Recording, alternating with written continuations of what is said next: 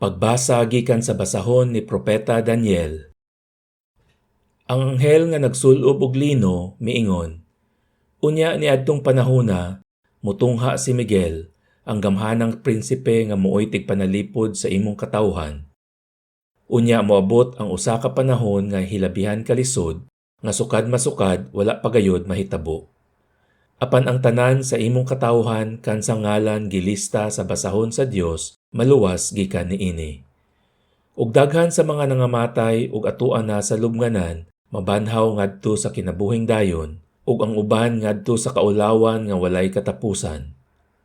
Ang mga maalamon mosidlak sama sa kahayag sa kalangitan, ug kadtong nakakabig og daghan ngadto sa pagkamatarong, mudan-ag hangtod sa hangtod sama sa mga bituon.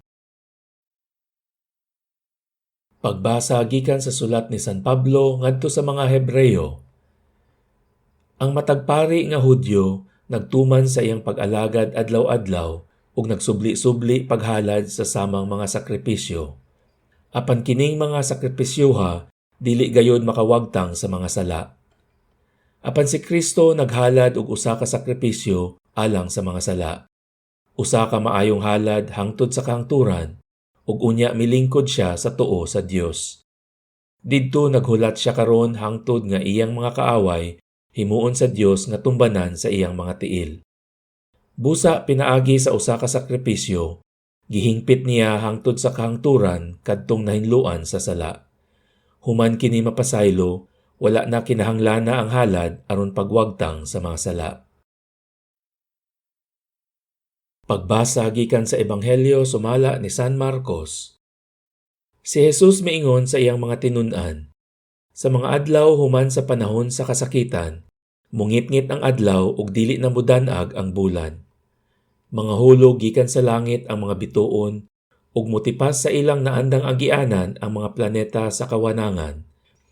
Unya diha sa mga panganod makita ang anak sa tawo nga moabot nga may gahom ug himaya. Ug suguon niya ang iyang mga anghel ngadto sa tanang suok sa kalibutan aron tigumon ang piniling katawhan sa Dios gikan sa tanang dapit. Kuhain ninyo og pagtulun-an ang kahoyng igera. Inigpanghumok na sa mga sanga niini ug mangudlot na kini, inyong masayran nga duol na ang ting-init. Sa samang pagkaagi, inigkakita ninyo nga kining mga butanga nagsugod na paghitabo, masayran ninyo nga duol na gayod ang pagbalik sa anak sa tawo. Timan-i kini, kining tanan mahitabo sa dili pa mga matay ang tanang tawo nga karon buhi pa. Ang langit ug ang yuta matapos, apan ang akong gisulti dili gayud mapakyas. Apan walay nasayod kanus amo abot kadtong adlaw o taknaa, bisan ang mga anghel sa langit, bisan gani ang anak. Ang amahan lamang maoy nasayod.